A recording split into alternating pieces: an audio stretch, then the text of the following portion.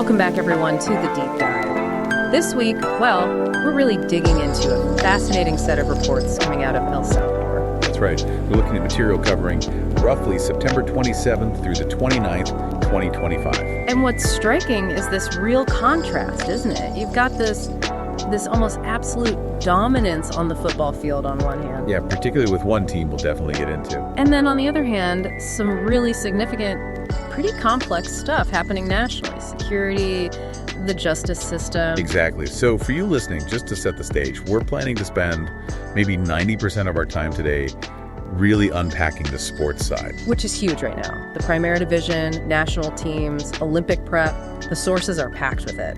It's clearly where a lot of the public focus is based on these reports. So we'll dive deep into the results, the analysis, the implications. And then that remaining 10%. We'll use that to quickly synthesize the key domestic headlines, judicial news, some big infrastructure projects, plus quick look at relevant global events. So the mission is clear.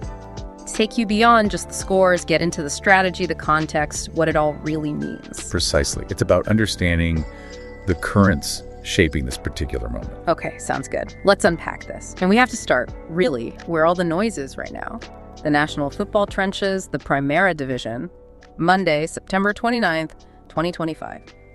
Welcome to the News El Salvador SV podcast, a space for conversation and reflection where we explore current affairs in El Salvador and around the world together. Look for this podcast on Pandora in the United States and TuneIn Radio worldwide. Also on Spotify, Apple Podcasts, Amazon Music, and Deezer. Enter News El Salvador SV in Google and you'll find many options. On PayPal, you'll find the username in the description of this podcast. We're growing, and your contributions keep us growing and connected. You'll find our contacts in the content description. Follow us, share, and comment. And when you talk Primera Division right now, you basically have to start with Alianza. Oh, absolutely. It's their story at the moment. Unstoppable momentum seems like the only way to describe it. They just notched their 9th consecutive victory. 9 in a row. Just think about sustaining that week after week. The physical effort, sure, but the mental focus required. It's immense. And the reports are making a big deal of this. They're now just one single win away from tying the all-time national winning streak record. Wow. So history is genuinely on the line here. This isn't just a good run, it's potentially record-breaking. Exactly. And it's not luck, clearly. This is consistent, high-level execution over a sustained period. And that 9th win, the one against Firpo, seemed particularly significant. It did. The reports really zeroed in on Noel Rivera. They call it his night of consecration. So a real career-defining performance in a match that had pressure, needing to keep the streak alive. Precisely. It suggests the team isn't just talented, they have that psychological steel, they can perform when everyone's watching, when the target on their back is biggest. That win wasn't just another 3 points then, it was a statement about their mentality. I think so. And digging into why they're so consistent, you have to look at the coach, Cordy. Right, Rivera mentioned him afterwards. What was the key takeaway there? Rivera said Cordy hammers it home. Treat every single match like it's a final. Every 90 minutes is the championship game. That's intense, but it makes sense, right? It fights off complacency. Absolutely. Complacency is the natural enemy of any long winning streak. When you're dominating, the temptation is to ease off, maybe underestimate an opponent. But if every game feels like a final, then you maintain maximum focus, maximum effort. Cordy's basically instilled an elite mindset. For the rest of the league, it must be, terrifying. Because Alianza isn't likely to just have an off day and drop easy points. Exactly. They're maintaining this incredibly high performance level week in, week out.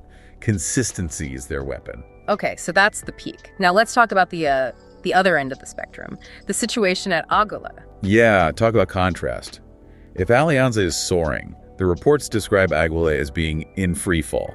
In picada was the phrase used, wasn't it? Really paints a picture. It does.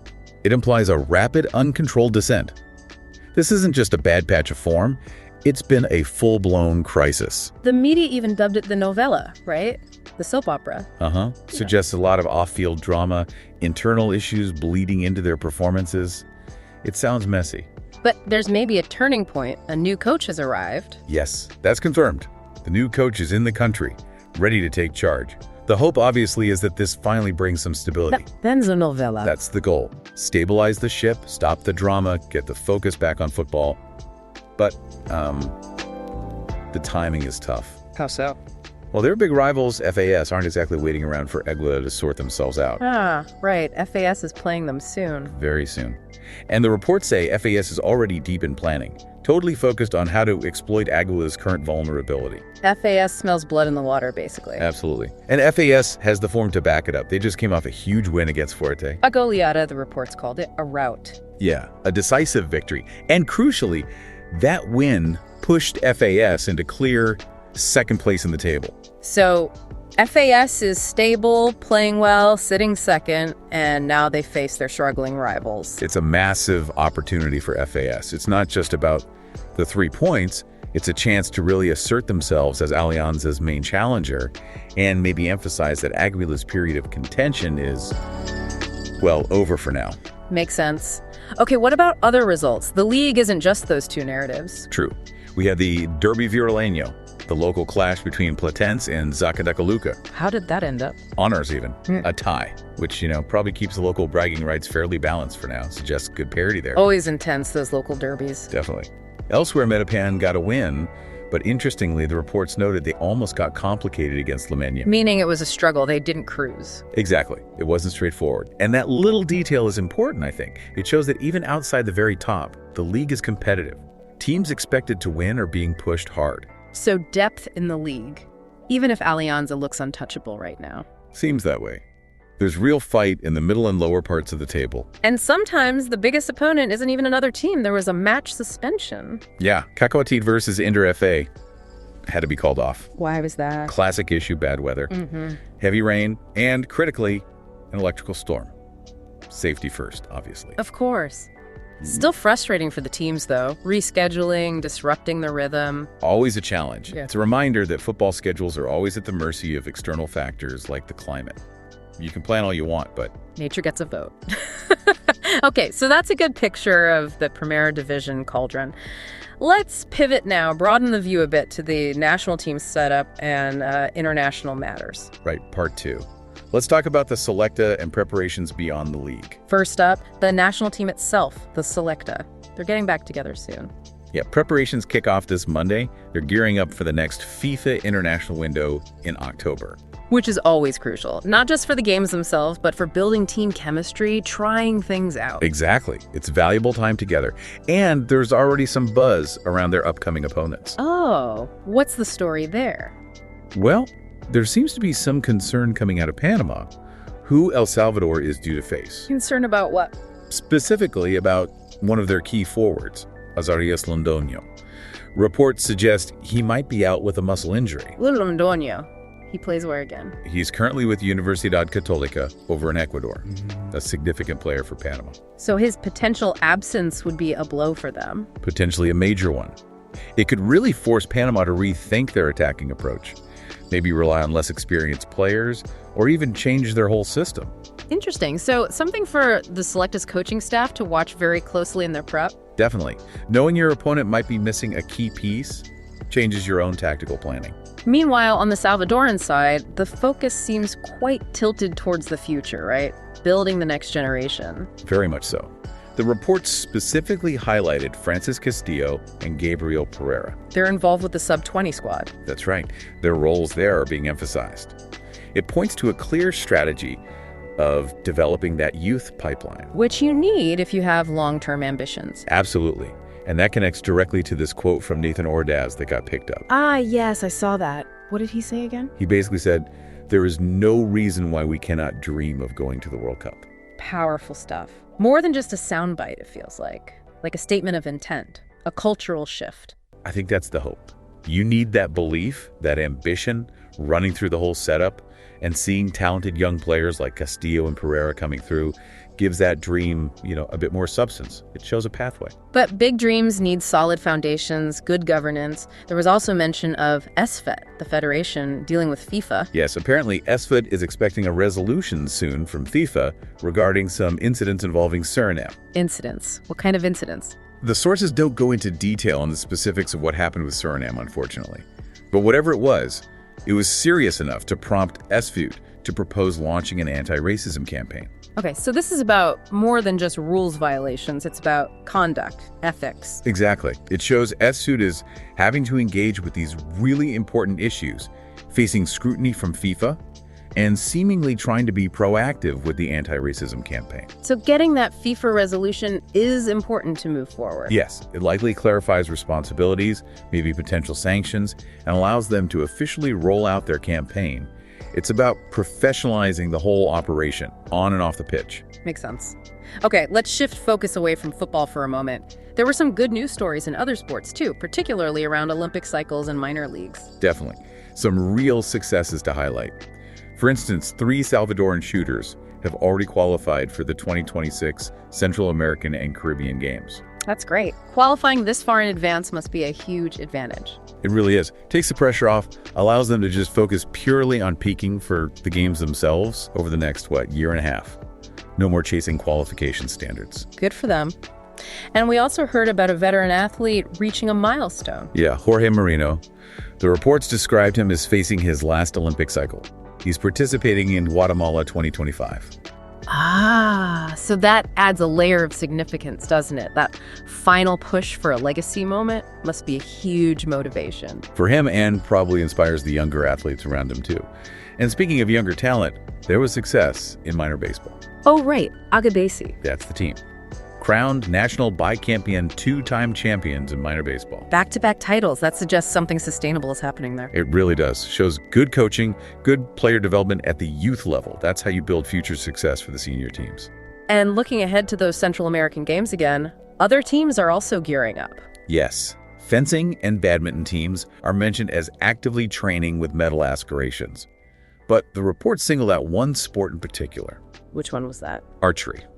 It was described as the nation's great bet for medals. Great bet. That's strong language. Suggests high expectations. It implies the Federation sees real potential there based on current form and talent. They're likely investing resources accordingly. It's exciting when a less traditional sport like archery gets that kind of spotlight. Absolutely. And finally, on the sports front, there was a really positive note about inclusion. Yes, this was great to see. Adapted chess is apparently opening up new pathways for blind athletes in El Salvador. That's fantastic. What does adapted chess involve? It typically involves boards with raised squares and pegged pieces, sometimes Braille notation. It requires specific equipment and support. So the fact that it's being introduced is significant. Hugely significant. It highlights sport as a tool for social inclusion. It shows a commitment to making sure everyone, regardless of physical ability, can experience the benefits of competition, strategy, and mental discipline that sports offer. Really powerful stuff. It really is. A great note to end the sports section on. Okay, we need to take a quick break here. Monday, September 29th, 2025. Welcome to the News El Salvador SV podcast, a space for conversation and reflection, where we explore current affairs in El Salvador and around the world together. Look for this podcast on Pandora in the United States and TuneIn Radio worldwide. Also on Spotify, Apple Podcasts, Amazon Music, and Deezer. Enter News El Salvador SV in Google and you'll find many options. On PayPal, you'll find the username in the description of this podcast. We're growing, and your contributions keep us growing and connected. You'll find our contacts in the content description. Follow us, share, and comment. All right, we're back. And as we transition into part 3, we're shifting away from the sports fields and into the national news pulse. And the tone definitely changes here, starting with some quite somber news. Yes, the confirmation on Monday, September 29th, of the death of Catalino Miranda. A major figure, particularly in the transport business world. Controversial, influential, his passing is significant. Very, and the context is crucial here. He died just 25 days after being released from Mariona prison. And that release was on humanitarian grounds, wasn't it? Because of his health. Exactly. The reports state he was suffering from terminal cancer and also chronic renal disease. His health was clearly failing rapidly. So his death brings an end to a really long and, frankly, complicated chapter involving business, politics, and the legal system in El Salvador. Absolutely. His legal troubles were very public. Initially, he was sent to trial for supposed ideological falsity. Then later, a new accusation emerged, this one for material falsity. It was complex. And throughout this, his family was campaigning for his release. Yes, they had publicly asked for clemency, specifically so he could be released to die at home rather than in prison, given his condition. And the government eventually granted that. They did grant the humanitarian release. But the fact he passed away just over 3 weeks later really underscores how ill he must have been and the urgency behind his family's pleas. It's a complex situation where legal processes meet human health realities. And his passing will likely have ripple effects in the transport sector he was so heavily involved in. No doubt. A major player is now off the board. Okay, shifting gears now to security. And this is where we see some really eye-catching numbers. Yeah, the authorities are reporting a massive reduction in what they call high-incidence crimes, up to 98% reduction. That's the figure being reported, 98%. If that's accurate and sustainable, it's transformative. It's hard to even grasp the scale of that change, and it's alongside these reports of continuous zero homicide days. Right, that 98% figure. Think about what it means practically. The resources, police, investigators, courts that were previously swamped, dealing with constant high-level crime. Theoretically, they're now freed up. So it's not just a statistic. It potentially changes the entire operational reality for law enforcement and the justice system, and, as we'll see, for the economy, too. It really feels like the foundation for a lot of the other positive news we're seeing in other sectors. But alongside the crime reduction, there's also evidence of the justice system acting decisively in severe cases. Yes, there was that sentencing. A man convicted of feminicide and the rape of a child in La Campanera. He received 66 years in prison. The reports emphasize this was the maximum possible sentence under the law. So, a clear message of zero tolerance for such horrific crimes. Exactly, matching the most severe penalty to the most heinous acts. And this tough stance on violent crime seems paired with preventative measures, especially on the financial crime side. Ah, you mean the warning from the Minister of Security about financial mules? Precisely. This was a big announcement. The minister set a hard deadline, September 30th. A deadline for what, exactly? Who are these financial mules? These are individuals who basically rent out their personal bank accounts. They let illicit actors, gangs, organized crime use their accounts to move dirty money, maybe collect extortion payments. So they act as a front, maybe knowingly or maybe not. Could be either. But the key thing now is a new law. This law explicitly recognizes that lending your account like this makes you complicit in the underlying crime. Ah, so ignorance isn't necessarily a defense anymore. Apparently not. The September 30th deadline is essentially the end of the grace period.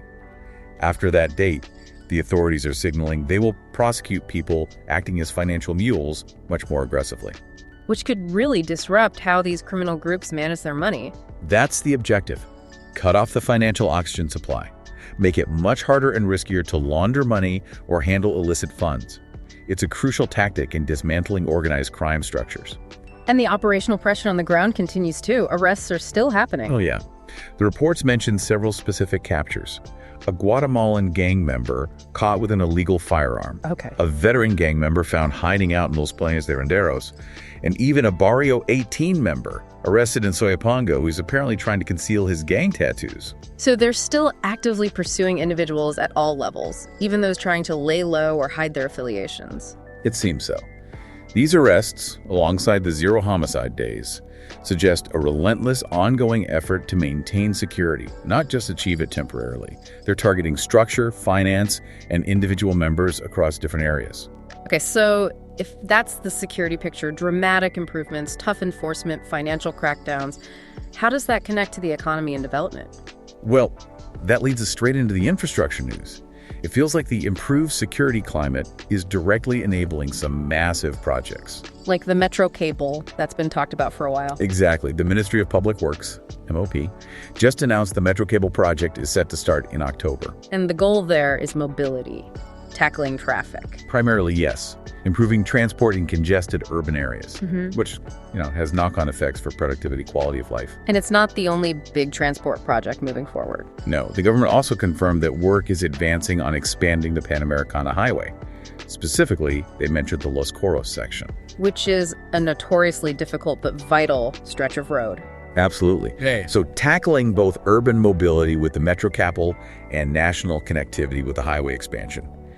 It signals really significant investment in foundational infrastructure.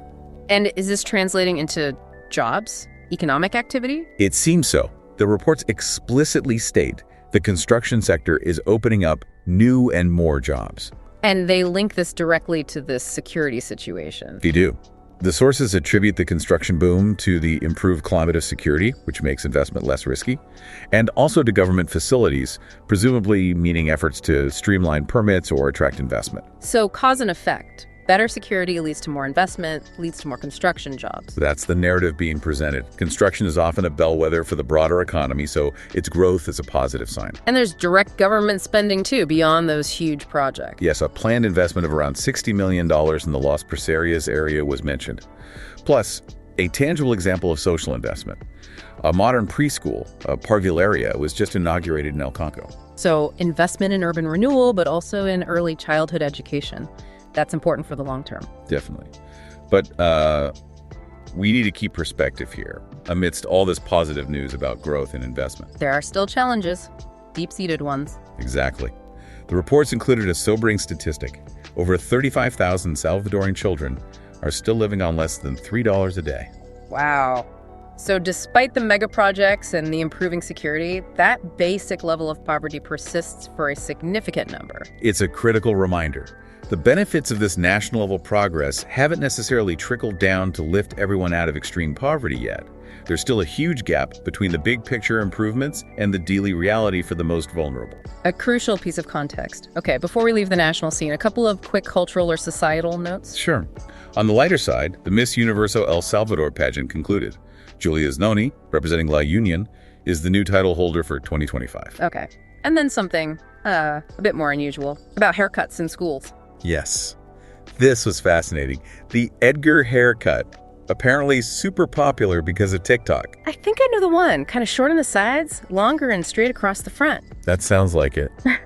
Well, that style is now officially on the list of prohibited haircuts in Salvadoran schools. Seriously, how are they enforcing that? Through a new system of demerits, apparently. Get the wrong haircut, you get demerits. Wow. A direct clash between global youth trends fueled by social media and local school discipline. It really highlights that tension, doesn't it? Institutions trying to maintain certain standards of appearance in the face of viral culture. Amazing. And just a practical note for anyone listening in El Salvador weather. Yes, important heads up. Rain was expected starting around noon on Monday due to a tropical wave passing through.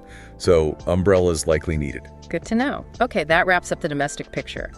Let's zoom out now for part 4 and look at how El Salvador connects to the wider world. Right, connecting to the globe. International headlines and how they intersect with Salvadoran reality.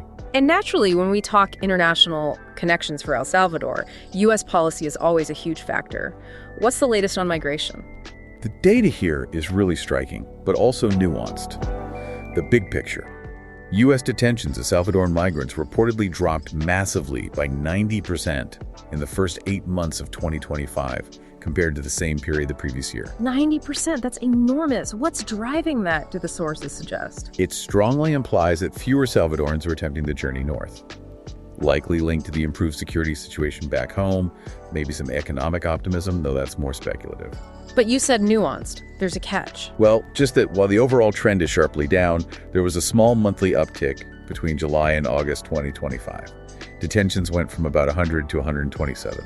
Okay, so not a reversal of the trend, but a reminder that these flows aren't static. They can fluctuate month to month. Exactly. The big picture is fewer people leaving, but it's not a perfectly smooth decline. Migration patterns remain dynamic. Got it.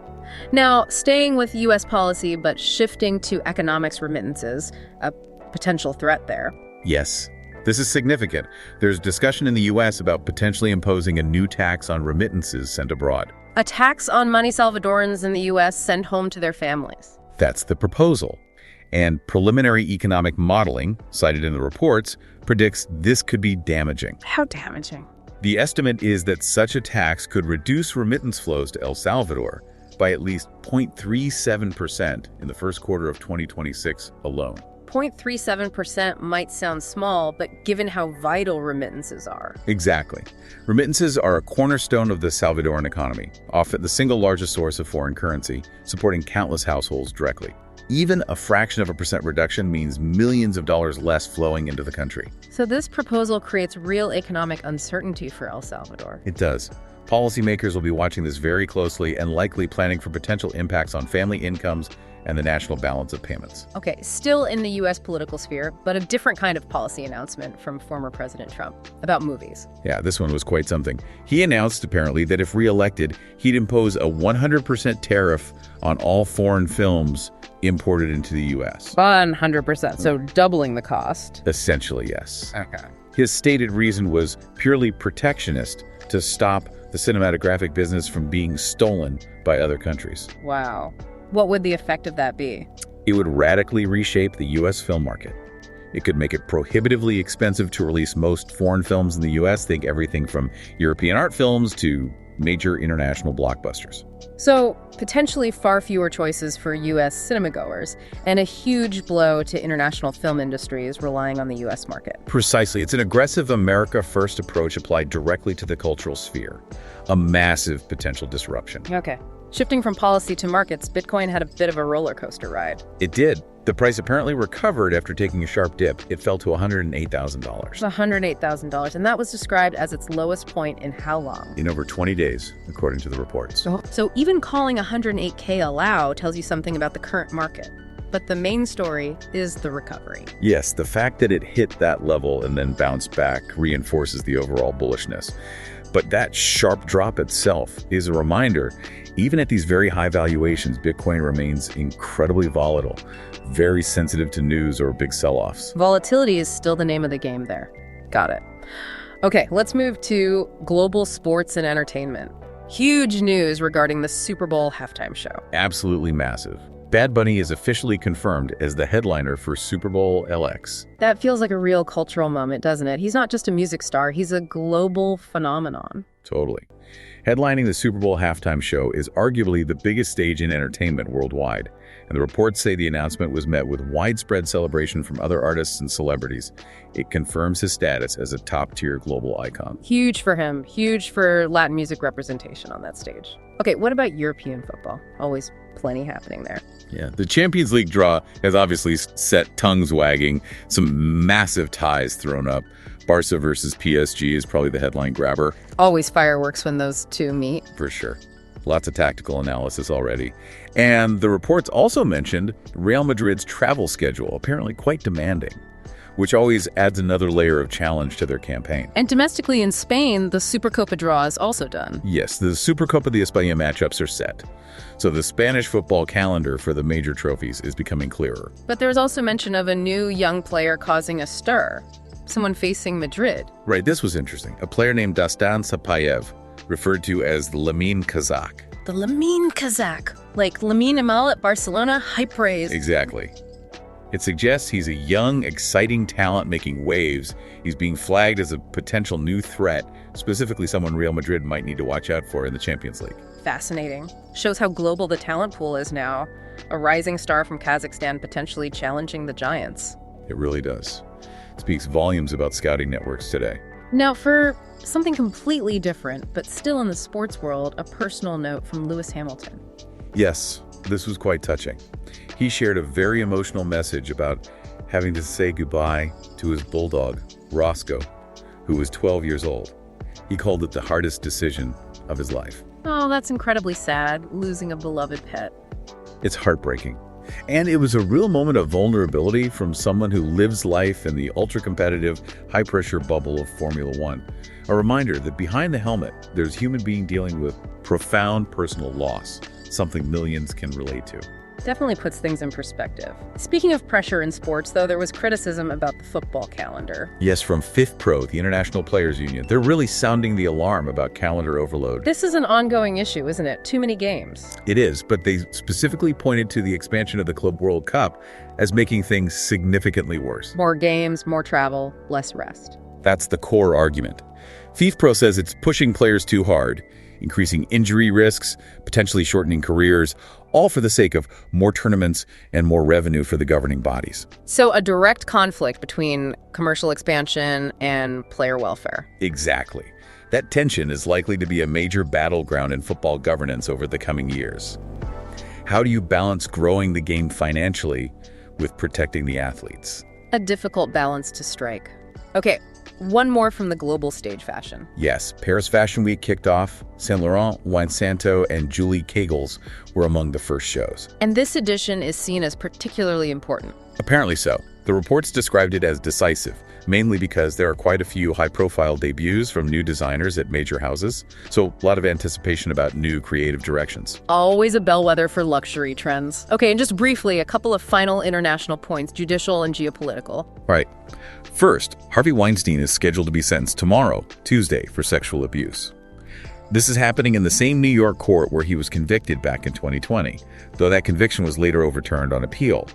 This is related to Los Angeles charges. It's complex, but sentencing is imminent. A major ongoing legal saga reaching another critical point. Indeed. And geopolitically, a note that Russia has launched a new military recruitment campaign. The goal is to enlist 135,000 young people this autumn, Signaling continued military focus and buildup amidst everything else going on globally. seems to be the interpretation. Maintaining force levels and Yeah. perhaps modernizing through new recruits. Okay, that brings us through the global headlines. So let's try and synthesize all of this now. We've covered a lot of ground, from record-breaking football streaks to major security shifts and global events. Yeah, and looking back, that dichotomy we mentioned at the start really holds up, doesn't it? On the one hand, you see this incredible structure and success in domestic football. Allianz's run, FAS positioning themselves, the organized prep for national teams, even the targeted focus on sports like archery. Exactly. It shows, institutional capacity, discipline, ambition within the sporting world. And then interestingly, you see echoes of that same kind of focused institutional effort driving the changes in the national sphere. You mean the security situation? Primarily, yes. That reported 98% crime reduction, the sustained 0 homicide days, that doesn't happen by accident. It requires immense political will, organizational discipline, and effective execution, similar in principle, perhaps, to building a winning football team. And that security success seems to be the key, unlocking other things. Directly. It's enabling these huge infrastructure investments, the metro cable, the highway expansion, the growth in construction. Stability is breeding confidence and activity. But the challenge remains. The challenge remains making sure the benefits of this top-level progress truly reach everyone. That child poverty statistic is the stark reminder that national stability and economic growth don't automatically translate into improved lives for the most vulnerable. Bridging that gap is the next, maybe harder phase. So it's a picture of a nation pushing hard on multiple fronts, using discipline, structure, and maybe newfound stability to achieve ambitious goals, whether that's a football record or a safer society or a modern highway. It feels like a fair summary of the picture painted by these reports. Which leads us perfectly into our final provocative thought for you, the listener, to consider. Given this reported, really profound 98% reduction in major crimes, how might this sustained stability fundamentally alter the landscape for foreign direct investment in El Salvador over, say, the next 1 to 2 years? Beyond just construction, right? Exactly. What other sectors, maybe ones previously considered too risky, might now start to see genuine interest and investment flourish because the fundamental security equation has changed so dramatically? What new industries could take root? That potential wave of broader economic diversification fueled purely by achieved stability. That's perhaps the biggest unanswered question and the most significant potential outcome to watch. Something definitely to mull over. And that is all the time we have for this deep dive. Thanks so much for joining us. Monday, September 29th, 2025. Welcome to the News El Salvador SV podcast, a space for conversation and reflection where we explore current affairs in El Salvador and around the world together. Look for this podcast on Pandora in the United States and TuneIn Radio worldwide. Also on Spotify, Apple Podcasts, Amazon Music, and Deezer. Enter News El Salvador SV in Google and you'll find many options. On PayPal, you'll find the username in the description of this podcast. We're growing, and your contributions keep us growing and connected. You'll find our contacts in the content description. Follow us, share, and comment.